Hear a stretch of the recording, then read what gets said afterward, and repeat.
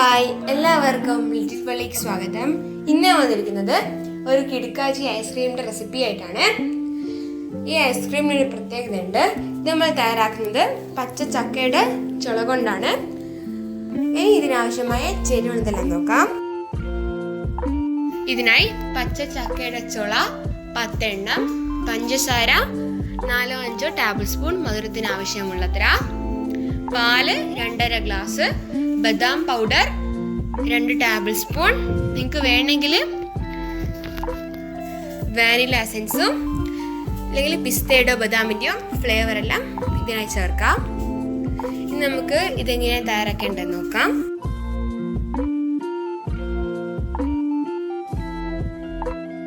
Ice cream തയ്യാറാക്കാൻ വേണ്ടിയിട്ട് ആദ്യമായി കുരു കളഞ്ഞു വെച്ച ചക്കയുടെ ചുള കുക്കറിലിട്ട് വേവിക്കാണ് വേണ്ടത്.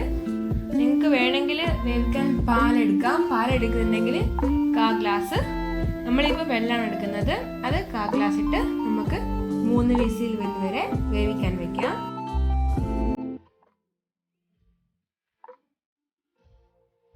വേവിച്ച് വെച്ച ചക്കച്ചുള 1/2 ഗ്ലാസ് പാലും ഒഴിച്ച് അരച്ചെടുക്കാം.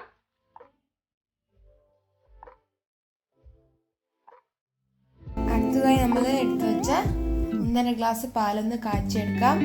കാച്ചെടുക്കുമ്പോൾ തന്നെ 3-4 ടേബിൾ സ്പൂണ് പഞ്ചസാരയും ചേർക്കണം.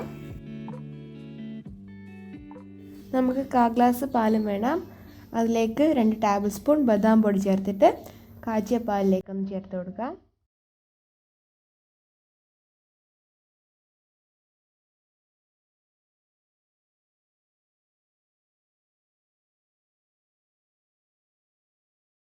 നമ്മൾ അരച്ചു വെച്ച ചക്കച്ചുള കാച്ചിയ പാലിലേക്ക് ചേർത്ത് കൊടുക്കാം.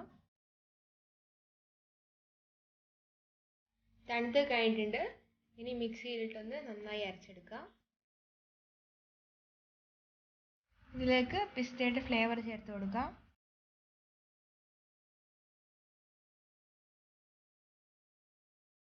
ഇനി ഇതൊരു പാത്രത്തിലേക്ക് മാറ്റി അലൂമിനിയം ഫോയിൽ വെച്ച് കവർ ചെയ്ത് കൊടുക്കാം.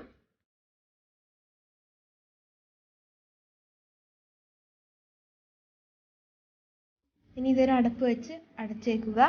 2 മണിക്കൂർ നേരം ഇതൊന്ന് ഫ്രീസറിൽ വെക്കാം.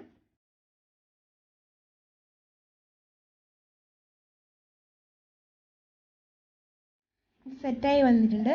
നമുക്ക് ഒന്നും കൂടെ മിക്സിയിലിട്ടൊന്ന് അരച്ചെടുക്കാം.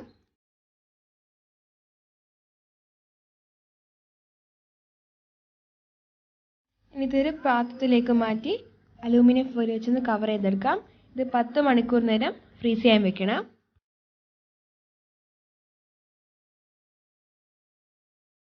അപ്പോൾ നമ്മുടെ ഐസ്ക്രീം തയ്യാറായിട്ടുണ്ട്.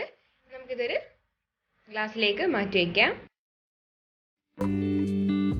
അപ്പോൾ നമ്മുടെ അടിപൊളി ഐസ്ക്രീം കൂടെ തയ്യാറായിട്ടുണ്ട്. നിങ്ങളെല്ലാവരും ട്രൈ ചെയ്ത് നോക്കണം. ലൈക്ക് ചെയ്യുക, ഷെയർ ചെയ്യുക, സബ്സ്ക്രൈബ് ചെയ്യുക. എന്തെങ്കിലും പോരായ്മ ഉണ്ടെങ്കിൽ കമൻറ്റ് ബോക്സിൽ ഷെയർ ചെയ്യുക. അപ്പോൾ അടുത്ത വീഡിയോയുമായി വീണ്ടും വരാം. ബൈ.